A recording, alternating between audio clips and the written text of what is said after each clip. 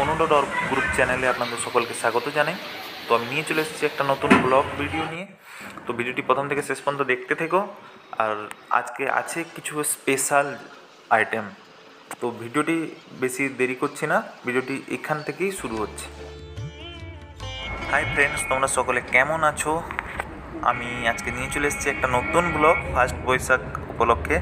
তো আমি এসেছি নার্সারিতে তুলসী গাছের চারা নেওয়ার জন্য। তো আমি এখান থেকে নিতে এসেছি, তুলসী গাছ অনেক আছে।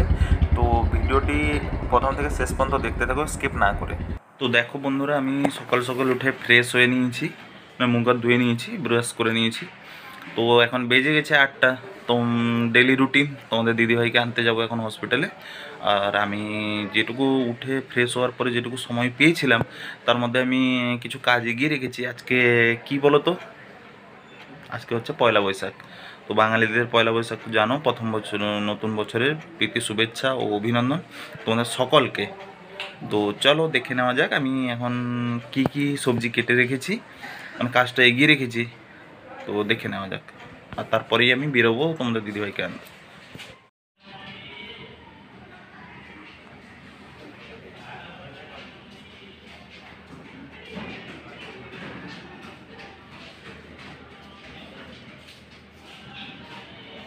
তো দেখো বন্ধুরা, এখানে পালং শাক কাটা আছে, এটা তৈরি হয়ে গেছে রেখেছি পালং শাকের চচ্চড়ির জন্য। হেলমেটটা করলা, ঢেঁড়স, বেগুন আর এটা পটল।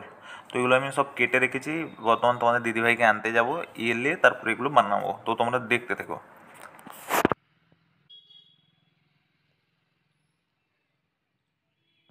তো যথারীতি আমি হসপিটালের সামনে পৌঁছে গেছি, তোমাদের দিদিভাইকে নেওয়ার জন্য আমি ওয়েট করছি। তো দেখো হসপিটালটা খুব বড় হসপিটাল, 600 বেডের হসপিটাল আছে এটা।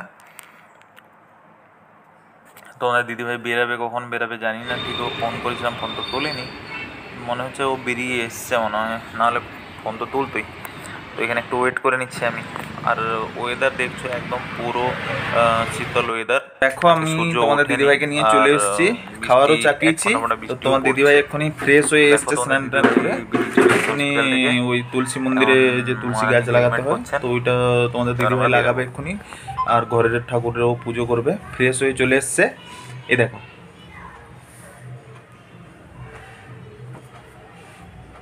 শুভ নববর্ষ। দেখো বর্তমান আমি এখন এতে পালং শাক চাপিয়ে দিয়েছি, এখানে ভাত হচ্ছে আর এটাতে ভাজাভাজি চাপাবো। চলো এখন এগুলো ভেজে নেওয়া যাক।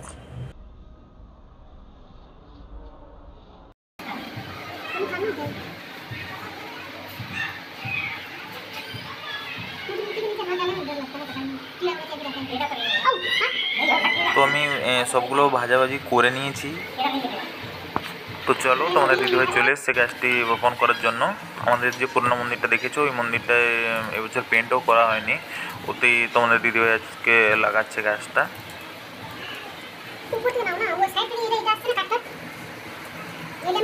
দেখছো গাছের গ্রোথটা কীভাবে এসছে, এটা নার্সারির গাছ। তো আমাকে এটাই পছন্দ হয়েছিল, তাই আমি এটা নিয়েছি। তো এবারে প্যাকেটটা খুলে তোমাদের দিদিভাই ওখানে গাছটাকে লাগিয়ে দেবে।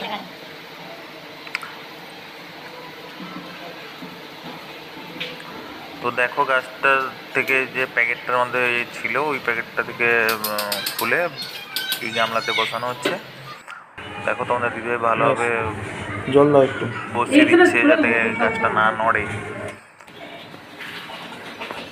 কেন প্রত্যেকদিন জল ঢাললে গাছটা এদিক ওদিক হয়ে যায়, তো ওই জন্য তোমাদের দিদিভাই একটু ভালোভাবে চেপে দিতেও বললাম ওকে, ও চেপে দিচ্ছে।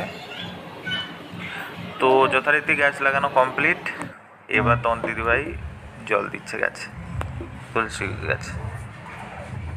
আর ওয়েদার খুব একটা ভালো নেই, বৃষ্টি বৃষ্টি ওয়েদার। তো চলো পুজো শেষ করে দাও, তোমার দিদিভাই চলে এসছে, আমি ওকে খেতে দিয়ে দিয়েছি, কেন সময়ও নিয়ে নাইট ডিউটি করে এসছে।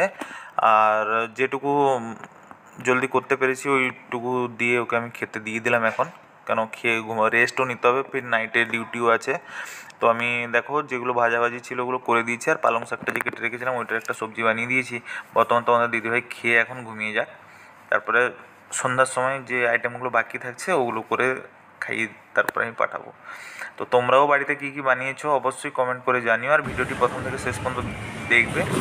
তো তো দেখো তোমাদের দিদিভাই তো খেয়ে ঘুমোতে চলে গেছে, ওকে ডিস্টার্ব করাটা ঠিক হবে না এখন।